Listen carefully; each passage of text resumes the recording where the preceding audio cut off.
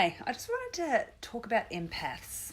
And there's so much going around these days about empaths and who they are and what have you. And, you know, when I was a young adult, when in my 20s and what have you, there was no name for an empath. It was just that we were sensitive, you know. And they say now that being an empath can be part of being sensitive or the other way around. I don't know. But anyway, I just wanted to,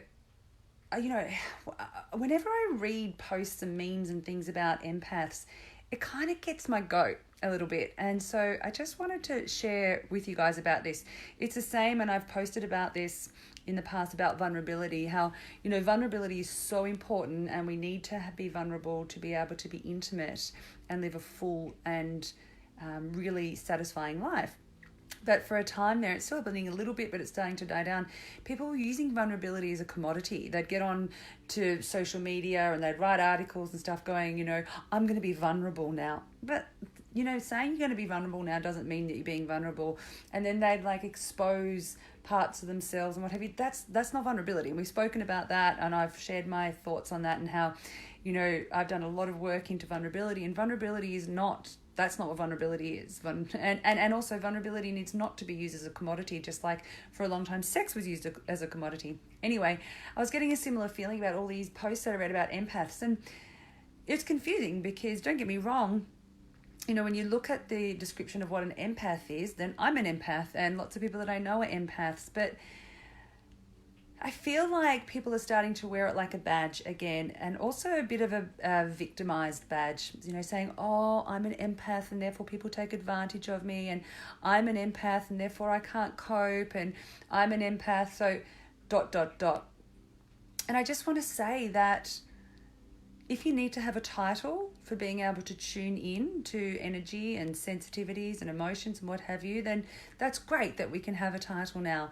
But ultimately, this is where we're all heading. This is the point. The point is to be able to be sensitive to ourselves and everybody else, because we're all one. So we should be sensitive to that. However, being sensitive to these things without having the tools for personal boundaries, which is what being an empath, or the description of being an empath, sounds like to me.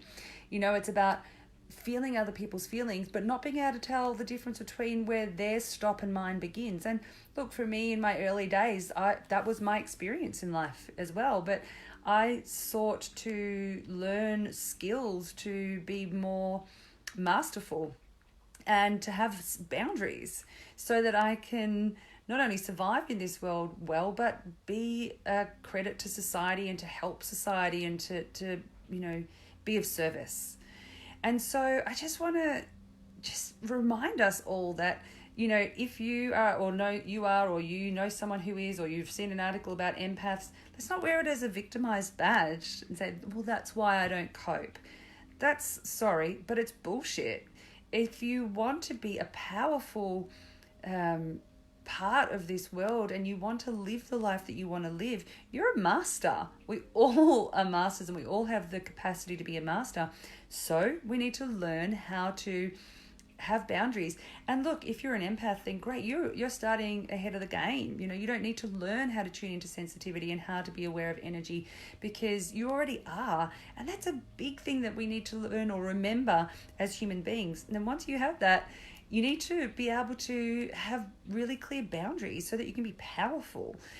Otherwise, you're going to walk through life being a victim. So I just really want to speak to this. And if you're identifying as an empath, I encourage you to tune in. Are you wearing it as a badge of victimization, or are you just identifying with that, you know, that you're sensitive to things, and perhaps you need some help in learning how to have clear boundaries so that you can use your capacity to feel things to be of service in this world, rather than to be ineffective and to feel victimized.